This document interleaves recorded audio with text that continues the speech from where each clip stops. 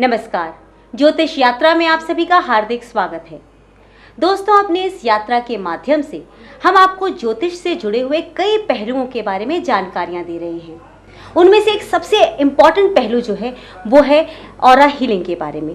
Aura के बारे में जब हम बात करते हैं तो हमें बहुत हैरानी होती है कि आप वाकई ऑरा हीलिंग से हमारी तमाम परेशानियां दूर हो सकती हैं। अगर आप भी इसी सवाल से जूझ रहे हैं तो चलिए हम आपको सीधा लिए चलते हैं विश्व के जाने एस्ट्रोलॉजर, वास्तु एक्सपर्ट और पामिस्ट श्री पी प्रकाश जी विश्व के एकमात्र ऐसे ऑरा हीलर हैं जिन्होंने आज तक लाखों करोड़ों लोगों को फायदा पहुंचाया है। प्रकाश जी, आपका बहुत बहुत स्वागत है। नमस्कार। हम ऑरा हीलिंग की बात आपसे हमेशा करते रहते हैं। आज हम आपसे एक अलग किस्म का सवाल पूछने वाले हैं। वो सवाल जो है वास्तु से जुड़ा हुआ है। वास्तु के बारे में लोग कहते हैं कि अगर किसी का मकान दक्षिण मुखी हो तो उस मकान में कई समस्याएं होती हैं। अगर किसी के मकान वाकई दक्षिण मुखी होता है और वो समस्याओं से जूझ रहे हैं तो निवारण के लिए उन्हें क्या करना चाहिए? युक्ता जी, यूँ तो दशाएं 4 ही हैं जी। और 25% आदमी साउथ फेसिंग में ही रहते हैं। ऐसा नहीं कह सकते कि साउथ फेसिंग मकान वाले सारे ही लोग परेशानियों जूझ रहे हैं। दिल्ली में, वेस्ट दिल्ली और साउथ दिल्ली में बहुत फ़र्क है जी। या साउथ इंडिया और नॉर्थ इंडिया में फ़र्क है। यहाँ अगर साउथ इंडिया के लोग खुशहाल हैं तो साउथ दिल्ली के लोग भी खुशहाल हैं।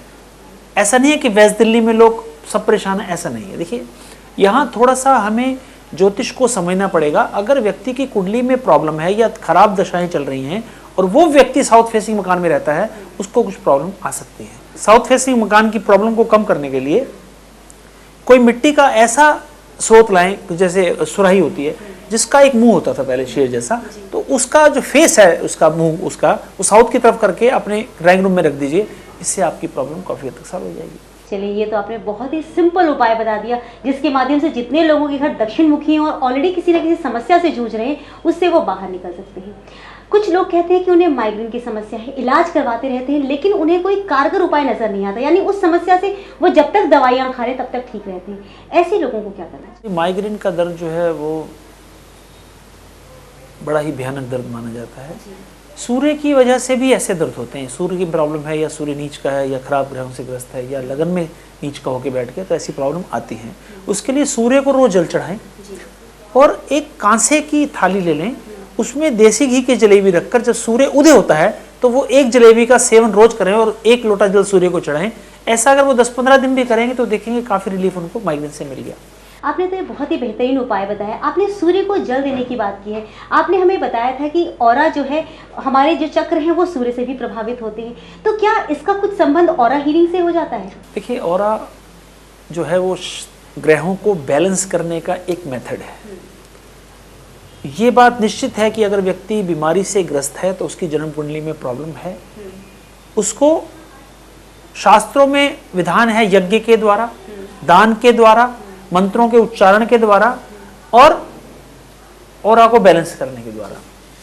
ऑरा को बैलेंस करने का जो एक मेथड था वो मैं ये तो नहीं कह सकता कि इसका आविष्कार मेरे ही द्वारा हुआ है, लेकिन काफ़ी लंबे समय से ये एक ख़त्म सा हो गया था। यह पद्धति लुप्त सी हो गई थी। इसका स्नान करने से बहुत बड़ा महत्व है और एक मेथड है इसको ठीक करने का। उसको मेडिटेशन से, ध्यान से और स्नान से और यज्ञ से ठीक कर दिया जाता है। हिंदू समाज में कहा गया कि हम गंगा स्नान करने गए और हम सब पापों से मुक्ति हो गए।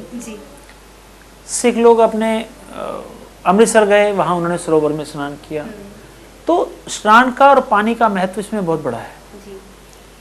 गंगा को कहते हैं कि पाप मुक्त कर देती है, तो इसमें गंगा का भी रोल बहुत बड़ा है। या किसी भी नदी का, जो पवित्र नदियाँ हैं उसमें इसको जो है वो काफ़ी हीलिंग करी जा सकती है। तो जब व्यक्ति मुझसे मिलेंगे तो मैं उनको इसका माध्यम समझा दूंगा तरीका, तो वो ठीक हो जाएंगे। अब हम आपसे जानना चाहेंगे लंबी बीमारी के विषय में। जो लोग लंबी बीमारी से ग्रस्त हैं, सालों साल इलाज उनका चला है और एक पॉइंट पर आके वो भी थक हार जाते हैं कि अब हम दवाइयाँ खानी छोड़ ही दे तो बेहतर है, अब भगवान सहारे हैं हम, उनके लिए आप क्या उपाय बताएं? देखिए, अगर कोई व्यक्ति विशेष लंबी बीमारी से ग्रस्त है, सबसे पहले तो वो अपना ऑरे को बैलेंस कर ले और खराब ग्रहों का जो प्रभाव आ रहा है उसके निवारण हेतु कोई दान पुण्य या कुछ मंत्रों का जाप करे। इसके अलावा 1 किलो आटा लेकर उसमें 250 ग्राम गुड़ को मिलाकर उसको गूंदकर तंदूर पे रोटियां लगवाए और उसको कुत्तों को खिला दे।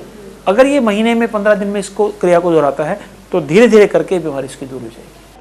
प्रकाश जी, हम आपसे ये भी जानना चाहेंगे कि योगों के बारे में आपने कहा है कि सैकड़ों योग हैं, कुछ ऐसे योग के बारे में हमें जानकारी दीजिए जिससे कि हम भी लाभान्वित हो सके, हम भी अपनी कुंडली देख के स्वयं समझ सके कि हम पर ये योग है और हमारे लिए इतना बेनिफिशियल रहेगा। देखिए, इसमें कई प्रकार के योग हैं जो आदमी को जैसे किसी कुंडली में बृहस्पति अगर केंद्र में उच्च का हो जाए तो हंस योग के नाम से इसको जाना जाता है। ऐसे व्यक्ति यशस्वी होते हैं, धनवान होते हैं, पुत्रवान होते हैं। ये ऐसे समझे कि हर प्रकार की सुख सुविधाओं से परिपूर्ण होते हैं। चलिए, सुख सुविधाएं तो उन्हें मिल गई, हम चाहेंगे कि ऐसा टिप भी आप हमें दें जिससे कि हम सब सुख सुविधाओं से संपन्न हो जाएं। देखिए, अगर हर व्यक्ति अपने आप को सुखी करना चाहे तो इसके लिए तो जन्म कुंडली एक देखना बड़ा ही जरूरी है। या फिर ऐसा करा जाए कि हम अपने जो भी हम ईश्वर की दया से जो हमारा कमाई का साधन है, अगर हम उसको रखें और उसमें से कुछ हिस्सा रोज या जो महीने में तनख्वाह मिलती है या रोज मिलते हैं उसमें से अगर कुछ दान में देना स्टार्ट कर दें तो डे बाय डे इसमें सुधार आ सकता है। यानी दान की प्रक्रिया को आप बढ़ावा दे रहे हैं। अगर हम दान देंगे तो ईश्वर भी हमें प्रसन्न होकर उतनी ही बरकत हमें भी देते रहेंगे। प्रकाश जी, आपकी इस तमाम जानकारी के लिए आपका बहुत बहुत धन्यवाद।